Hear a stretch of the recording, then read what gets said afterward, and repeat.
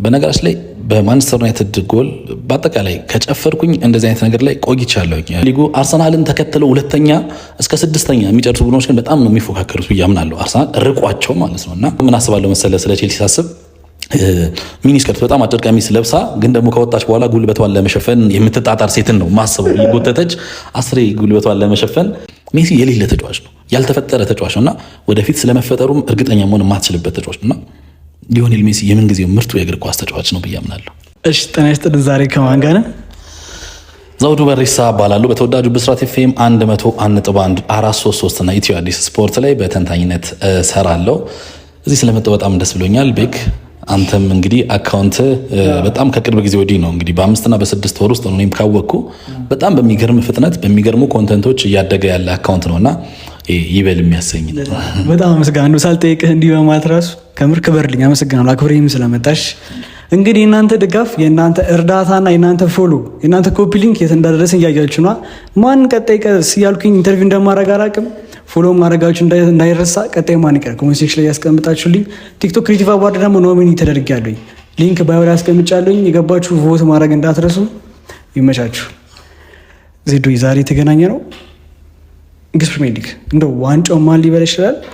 ሰከንድ ሰርድ ሪያክት ተቀጥልኝና ሰርፕራይዝ የሚያንተ ማን ሊሆን ይችላል? ከጋዜጠኛ ዘውዱ በሪሳ። መልካም እንግዲህ ዝርዝር ሳላበዛ ሀሳቦችን ልግለጽልህ።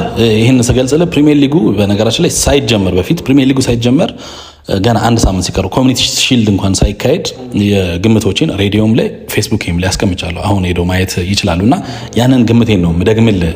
ዘንድሮ ከሻምፒዮን ልጀምር ደስ ይለኛል። እንደው ደስ ይላል። አርሰናል እንደምትሄድ ነው እርግጠኛ ነኝ። ዘንድሮ አርሰናል ሻምፒዮን የሚሆንበት ሙሉ ዝግጁነት አለው ብዬ አምናለሁ። ይሄ 9 ሳምንት ላይ ፕሪሚየር ሊጉ ሄዶ ውጤት አይቼ እንዳልሆነ ደግሞ እንዲታወቅ እፈልጋለሁ። ምንም የትኛውም ቡድን ምንም ጨዋታ ሳያደርግ ክረምቱ ላይ የፈረሙ አዳዲስ አዲሽናሎችን አይቼ ነው አርሰናል ሻምፒዮን ይሆናል ብዬ ያስብኩት። በሰፊ የነጥብ ልዩነት መጋቢትና ሚያዝያ ላይ 12 ነጥብ ምናምን ይሆናል ብዬ ሁላ አስባለሁ። ፕሪሚየር ሊጉ አርሰናልን ተከትለው ሁለተኛ እስከ ስድስተኛ የሚጨርሱ ቡድኖች ግን በጣም ነው የሚፎካከሩት ብዬ አምናለሁ። አርሰናል ርቋቸው ማለት ነውና እዛ ጋር እነ ሲቲ፣ ሊቨርፑል፣ ቼልሲ ሁሉም እድል አላቸው ብዬ አምናለሁ። ግን ከነገሮች አንጻር ነገሮች እያደጉ የሚሄዱት የትኛው ቡድን ነው የሚለውን ከግምት ውስጥ በማስገባት ሲቲ ሁለተኛውን ይጨርሳል ብዬ አምናለሁ። ከአርሰናል ከ10 ነጥብና ከዛ በታች ርቆ ማለት ነው። ነገራቸው በዚህ መናገር ሳለብን የሲቲ ፋን ኮሜንት ላይ እሺ እናንተን ሀሳብ ሶስተኛ ሊቨርፑል ሶስተኛ ሆኖ ይጨርሳል ብዬ አምናለሁ። ሶስተኛ ሆኖ ይጨርሳል ስለ ግን ሊቨርፑል ከዛም በታች ሆኖ እንዳይጨርስ የሚያስገድዱት የተከታዮቹ ቡድኖች መዳከም ነው ብዬ ነው ማምነው። እኔ ባለፈው ዓመት ሻምፒዮን ለሆነው ሊቨርፑል በራሱ በተወሰነ መልኩ ጥርጣሬዎች አሉኝ ያለፈው ዓመት ሊቨርፑል ሻምፒዮንነት ላይ እና ዘንድሮ ደግሞ ይበልጥ ተጋላጭ ሆኖ እየተመለከትነው ነው የምንገኘው። ገና ፕሪሚየር ሊጉ ሳይጀመር ኮሚኒቲ ሺልድ ሳይጫወትም ሊቨርፑልን ከሶስተኛ የተሻለ ውጤት ያመጣል የሚል ግምት አልነበረኝም። እስካሁን ያለው አካሄድም ያ ይመስላል። አራተኛውን የሚያጠናቅቀው ለእኔ ቼልሲ ነው። ቼልሲ ከወገብ በላይ እጅግ በጣም የተሟላ አስደናቂ ስብስብ ያለው ቡድን ነው። ግን ደግሞ ከወገብ በታች ያለውን ስፍራቸውን በጣም ችላ ብለውታል ብዬ አምናለሁ። ተከላካይ፣ ግብ ጠባቂ ላይ ያለው ነገር ችላ ብለውታል እና እንደው ምን አስባለሁ መሰለ ስለ ቼልሲ ሳስብ ሚኒስከርት በጣም አጭር ቀሚስ ለብሳ ግን ደግሞ ከወጣች በኋላ ጉልበቷን ለመሸፈን የምትጣጣር ሴትን ነው ማስበው። እየጎተተች አስሬ ጉልበቷን ለመሸፈን የምትጣጣር ሴት እንደዚህ ያለች ምክንያቱም የተከላካይ ክፍሉ ላይ ማጠናከር የሚችልበት በጣም ሰፊ ጊዜ ኖሮት ያንን ሳይጠቀም ይሄን እምልህ ኮልዊልን ሳይጎዳበት በፊት ጭምር ነው ይሄንን እምልህና አሁን ላይ አንዳንዴ እነ ካይሴዶን ሚድፊልድ ያሉ ተጫዋቾችን ወደኋላ እየጎተተ ተከላካይ ሊያደርግ ሲሞክር እንደዛ አስባለሁ። ቪላ ብዙዎች በጣም ዝቅ ያለ ግምት ሰጥተውት ነበር። በተለይ አጀማመሩ ቆንጆ አልነበረም። አስቶን ቪላ ግን ኡናይ ኤምሬ ነው ምን ጊዜ በጣም ቶፕ ክላስ አሰልጣኝ ነውና አሁን ነገሮችን እያስተካከለ እንደሆነ እየተመለከትን ነው። በተከታታይ ድል እያደረጉ ነው። አምስተኛው ነው ይጨርሳል የማስበው ቪላን ነው። ስድስተኛ ለማንቸስተር ዩናይትድ እሰጣለሁ። ምናልባት ያኔ ፕሪሚየር ሊጉ ሳይጀምር በፊት ግምቴን ሳስቀምጥ ችላ ያልኩት ቡድን የቶማስ ፍራንኩ ቶትናም ሆትስፐር ይመስለኛል። ይህንን ዝርዝር ሰብሮ ይገባል ብዬ የማስበው ቡድን ቶትናም ሆትስፐር ነው ምናልባት። ከዛ ውጭ ግምቴ ይህን ይመስላል።